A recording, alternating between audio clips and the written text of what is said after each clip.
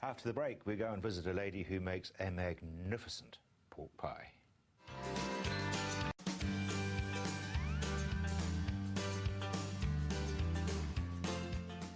I'm very sure that you know that pork pie is absolutely mouth-watering. When you find a good supply, you want to make sure you keep going back there. I found one. She actually sort of fell into baking these things by accident. I was working as an office manager for a company in Rangiora, and the position was actually made redundant. So I wanted something to do, and I got a part-time job in a local bank. I still had time on my hands, and always had a dream about doing this. So a lot of encouragement with my husband and friends. So I sourced all the ingredients and got baking. It's got a huge history, the pork pie. Yes, it has.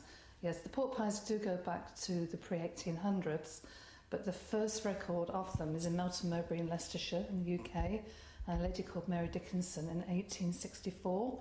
There's records of her actually baking them and supplying them to the stagecoach travellers. The pastry always been important in the early days? Yes, it is. It was then. It actually wasn't eaten.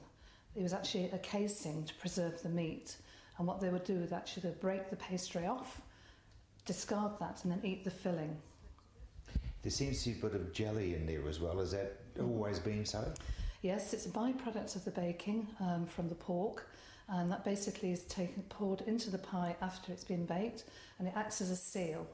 And that's how it was originally before refrigeration, so the meat wouldn't get contaminated. And Carole, they've always been eaten cold? Yes, I do. Yes, definitely. Is that part of the reason? I mean, is it because of the old days and no heating systems? Yes, I've worked on the stagecoaches, yes.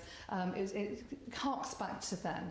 And the sort of pastry, it is hot water crust pastry, is made completely differently to an ordinary pastry. And if you try to heat the pie up, the pastry loses its integrity. It goes very soft. And the meat inside will actually tighten up because there's no gravy in there. It's purely seasoned meat. And the meat will just toughen up if you heat the pie. So I guess it was originally sort of a cold snack if you were hunting fox or whatever. That's right, yes. Yes, the Huntsman, Leicestershire, where this dates back to, is the oldest hunting county in the UK. And so the huntsmen and huntswomen would ride out most weekends to hounds, and they'd take a pork pie, pop it in a saddlebag, and just have that as they're going along. Because it's such a robust pie, it can take a lot of use, if you like. It won't break down. And obviously you've got a fairly ancient recipe. Yes, I have. You've got an original one from the UK?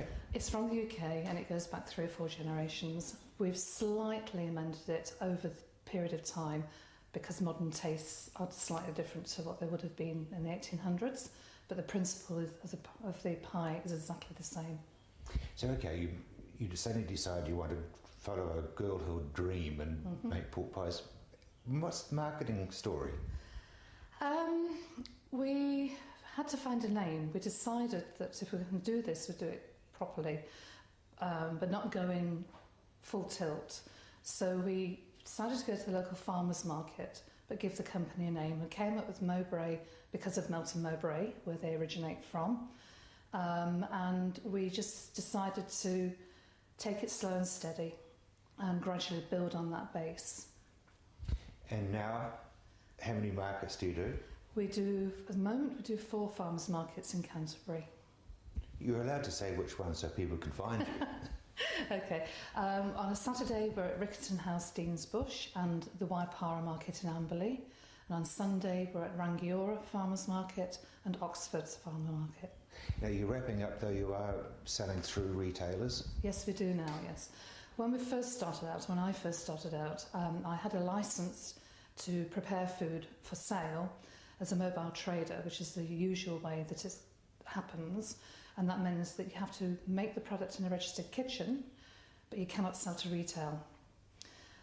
We started on the farmers markets. You get a lot of people coming through with businesses, and they approach you to say they would probably like to buy your product to sell on sale.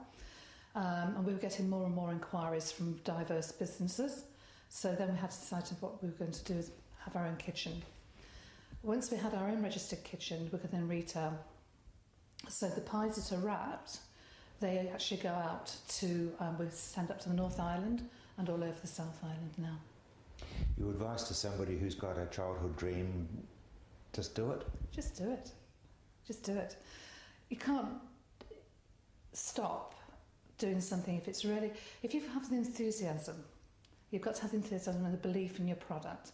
And if you know what you've got is good and it's got something unique about it, my advice would be to stay true. If it's baking, stay true to the product. Don't try and upgrade it or change it for fashion. Keep it as it is and concentrate on getting it right. And just do it.